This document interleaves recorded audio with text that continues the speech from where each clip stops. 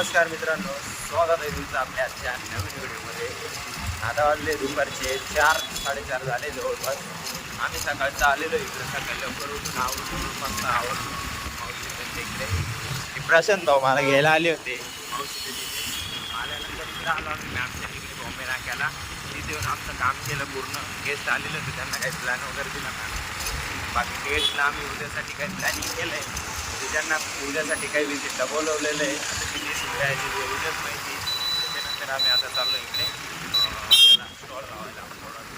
हे बघ प्रोडक्ट हे बॅगेत घेतलेले त्याच्यामध्ये सॉरी बॉक्समध्ये घेतलेले ते बाय मिस्टेक सॉरी मिस्टेक.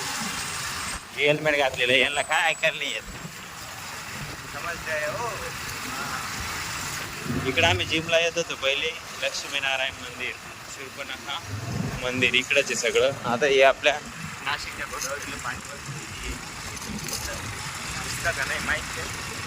दिसलं तुम्हाला आयुर्वेदावाले, हिमालय भंडारवाले, हे सगळी जाळी वगैरे लावलेली व्यवस्थित.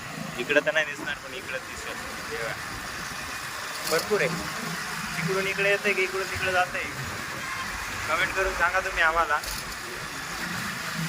भरपूर पाणी होतं पहिले, आता कमी झालं आहे, कारण आता 2-3 दिवसापासून पाऊस पण बंद झाला आहे. त्यामुळे इकडं बघा किती मोठी बिल्डिंग दिसते नदीच्या किनारी. इकडं लक्ष्मीनारायण मंदिराचा ट्रस्ट आहे. लक्ष्मीनारायण मंदिर कुठे तेच मलाच नाही माहिती, प्रशांत भाऊला माहिती. ते चाललंय घेऊन बरोबर. मंदिर कुठे हो? बर, इकडं तपोवन आहे. समोर गेलं का रस्त्याने तिकडे डायरेक्ट तपोवनमध्ये जातं. इकडून तपोवन डेपोला जातं सिटी बसच्या.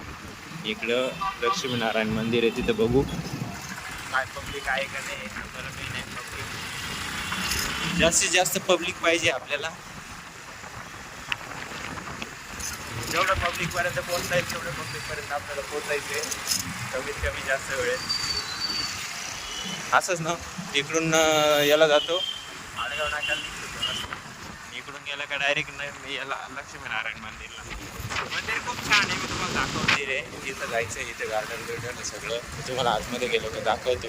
रस्त्याचं काम चालू आहे सॉरी इकडे, सगळं चिखल झालं आहे. गटारींचं काम चालू आहे. त्याचं झालं का मग लगेच रस्ता व्यवस्थित करतील. हा उड्डाण पुलेवरचा एक वर, दुसरा खाली नदी गंगा मैया. भरपूर पाणी आलेलं होतं इथं, पूर्ण पाणीच पाणी होतं पावसामुळे. बघू शकता. त्यानंतर मित्रांनो मंदिरात काही गेलो नाही, तिथं काम चालू असल्यामुळे तिथून डायरेक्ट निघून आलो. आल्यानंतर आम्ही एक ठिकाणी एक गल्लीमध्ये गेलो होतो. तिथं काही माहिती दिली, त्या लेडीज बसलेल्या होत्या. त्यांना पंचतुलसीविषयी किंवा डेंटोडॉग विषयी त्यांना माहिती दिली. त्यापैकी एकाला थायरॉइड होता, एकाला काही शुगर होती, एकाला वजन कमी करायचं होतं त्या लेडीजमध्येच.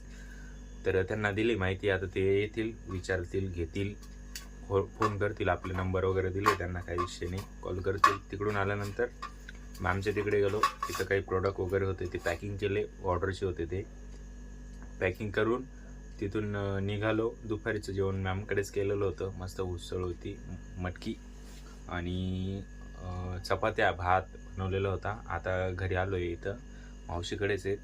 आता जवळपास 9 वाजले असतील माझ्या अंदाजे. एक फ्रेश वगैरे झालो मस्त. इथे डायरेक्ट जेवायला बसलो. भाजी वगैरे संपली, कारण हे बघ छोलेची भाजी. कॉल चालू होता, आता परत ट्रेनिंग चालू होईल. 9:30 झाले. चला, बाकी काय असलं तर रात्री भेटू परत.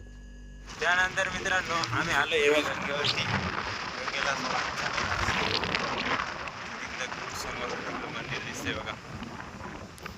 इकडे पाणी भरपूर आहे, समोर माती जमा झालेली एवढी वाहून घेऊन बघा.